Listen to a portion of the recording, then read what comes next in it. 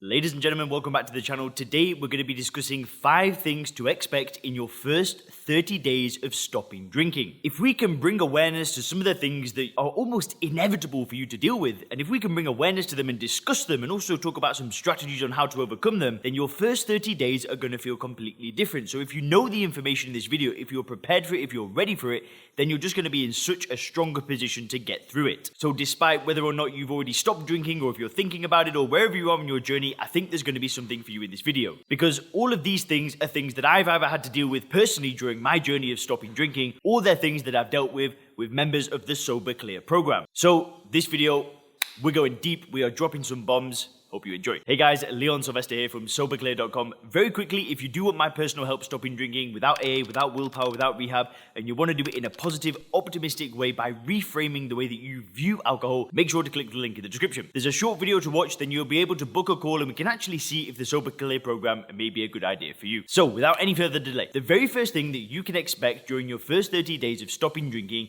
is the reaction from your friends and family. Now, you will get a complete spectrum of reactions to your decision. So in my personal experience, in my first 30 days of stopping drinking, I was actually working in a restaurant. So the long story short is I had stopped drinking for a prolonged period of time. It was about 9 months with willpower.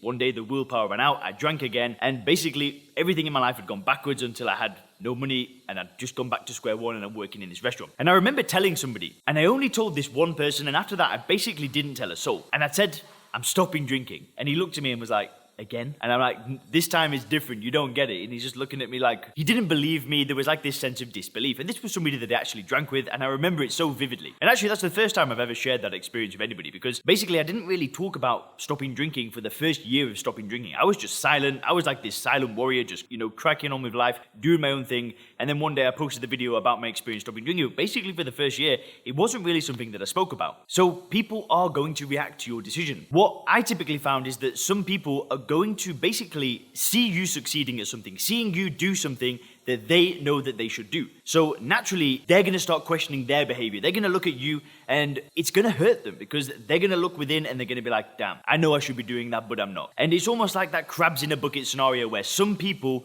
will just try to claw you back down. They'll try to get you back to the level that they're at when you're trying to raise your standards and raise above it. Now, on the other hand, you may have friends and family that just completely support you. They are so happy for you. They know that the change that you are making is amazing, and they just want to support you no matter what. And those people may show themselves as well. Now, another thing that's incredibly likely are people offer you drinks. People are going to say, why don't you just have one or two? You just have one tonight.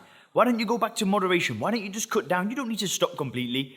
That is something that you very may well have to deal with. And if you do deal with that, the trick is how you view alcohol in the first place. The trick is seeing that the person drinking the alcohol has no real reason to drink it. There is no benefit to consuming a poison at all whatsoever, not one. So even this idea that one or two is somehow beneficial, it's kind of delusional. So the trick is to see the drinker for what they are. See them as somebody that's taking a drug that does nothing for them. I've already made a video talking about normal drinkers in the past. If you click up here, you'll be able to watch that video now. And typically what happens after a while are these friends, these people around you, they all eventually will just be like, I accept it, right? This is who you are now. You obviously changed who you are. For example, one of the members in the Sober Clear program named Ray plays a lot of golf. And at first, people were a little bit confused. Like, what do you mean you're not drinking? You've drank for all this time. How can you just stop now? And then within just a matter of weeks, people have just completely accepted that this is Ray. This is the new Ray. Like, that's it. It's done. So what will typically happen is people will just accept it. And what may happen is some people just don't accept it. Every time you see them, they're on your case. They're talking about it. And hey, maybe those people aren't really your friends in the first place. Sorry to say it. Like, I'm not trying to diagnose your friendships or anything like that and say that this friend's good for you or not. But sometimes it may be worth looking at that situation. The second thing comes down to energy levels and maybe some flu-like symptoms or something along those lines. Now, in my personal experience, when I stopped drinking and I felt great within 24 hours. I was probably hungover that day, but I don't remember any low energy. So this is not my experience. However, members of the Sober Clear program, I know people that have drank for 10, 15, 20 years every single day. They stop drinking and it's not that they're struggling, it's not that it's difficult, but they don't feel 100%. They feel like this low energy, this feeling of a flu, this not fully, like, they don't think clearly. And there's a little bit of discomfort for the first maybe week, maybe 2 weeks, sometimes even up to a month. I know people that had the first month, they didn't feel right until after the first month, and that is 100% possible as well. Now, we do need to make a clear distinction here, but these people are not suffering from extreme withdrawal. They don't need to go to a detox, and if that's something that you may need to do, then you need to go and seek that medical help. But the people that I work with, they often have a problem with the way that they view alcohol. They have more of a psychological issue. They're able to get through any kind of withdrawal, any kind of ill feelings completely and utterly fine. And if you do feel any kind of discomfort, any kind of bad feelings, and if you know that it's not a severe withdrawal, then what you can actually do is you can use this discomfort to remind yourself that what you are doing is amazing. Now, I know that sounds a little bit weird, but when you've completely reframed the way you view alcohol through using first principles thinking, then these feelings become very, very easy to deal with. You simply use them as extra fuel on the fire. What you are doing is ridding yourself of a poison. You're getting rid of all these toxins. Your body's flushing itself. It's restoring itself. It's rebuilding itself. So all these bad feelings are just going to pay off dividends in the long run. You're going to feel so good afterwards. But it's 100% possible that you don't feel 100% in your first 30 days. You might feel a little bit tired, a little bit bad. But that's also totally okay. You're on the right path. Now, the third thing that you can expect in your first 30 days is this feeling of freedom. Now, you may not feel this at first.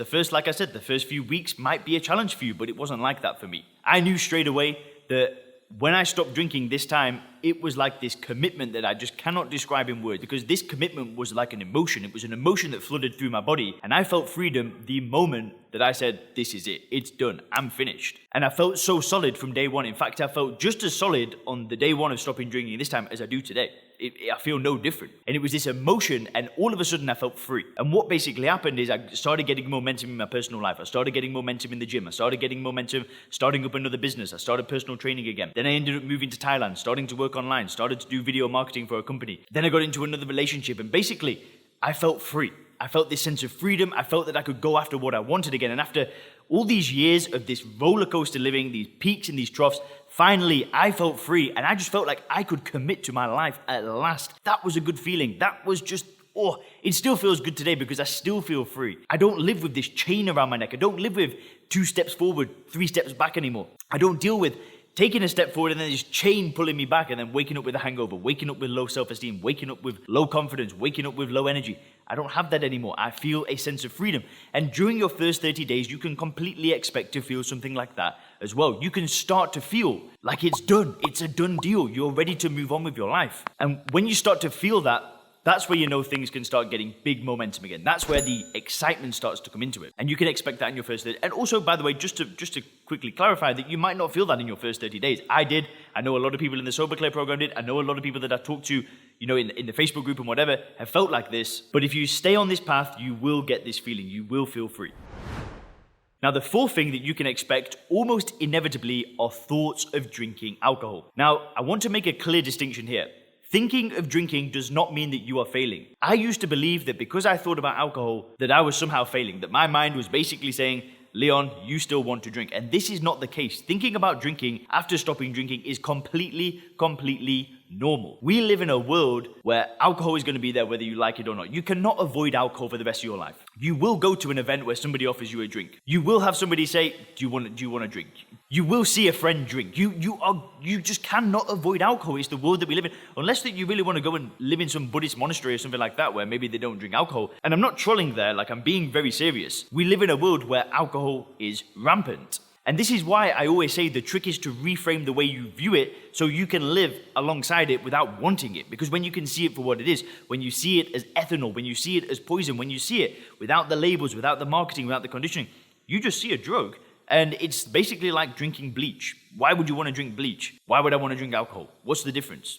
They're both just two things that do nothing for you. So when you start thinking about drinking, then you can use the thought to remind yourself that you are free, the same way that you can use discomfort. If you're feeling any discomfort during the first few days, the first few weeks, remind yourself that what you're doing is awesome. And if you think about alcohol, you can use that to remind yourself that you are free. You've already beaten it. It's already done. It's finished. Finito. But just because you are thinking about alcohol does not mean that you are failing. It is normal. It's part of the process. In fact, I'd be completely lying if I said that I've not thought about alcohol in the past year. I mean, these days it might happen to me once every 6 months, something like that. But there have been occasions where, it just caught me off guard. I'll be driving down the street and I'll pull my head to the side and I'll think about alcohol for 1 second and then boom, I'm back in the moment. I don't think that thought is going to dictate my actions that I take. It is just a thought. It doesn't mean that I'm likely to relapse. It doesn't mean that I actually want to drink. It's just a thought. It's completely normal. It's part of the process. So the trick is not to fret, and the trick is to use the thought to remind yourself that you are free. Now, the fifth thing that you can expect during your first 30 days is a feeling of euphoria. Let me explain. What happened to me is basically within like a couple of days of stopping drinking, I felt this rush. I felt this euphoria where, like I said, I felt free, but I felt this adrenaline start kicking in, like I've really done it again. Because I'd been in a dark place for many months. I've been drinking daily. I've been getting like pretty shit-faced drunk, excuse my language. But there was a point where I was just so happy. I was just so happy that I'd finally pulled myself out of the pit that I'd been just going down, down, down, down, down and into. And when I kind of realized that I'd done it again, I was just so happy. I was so happy. It was the best feeling in the world, bar none. Like, I still get goosebumps thinking about it because it was like this feeling of knowing that it is done. It's finished forever. And it's why I'm able to make videos about stopping drinking. It's why I can build a business around stopping drinking. It's why I can talk to people with drinking problems every single day and help people and do all of this stuff. And it's because I'm all in. It's because I know that what I'm doing is the right thing. Anyway, guys, hope you enjoyed this video.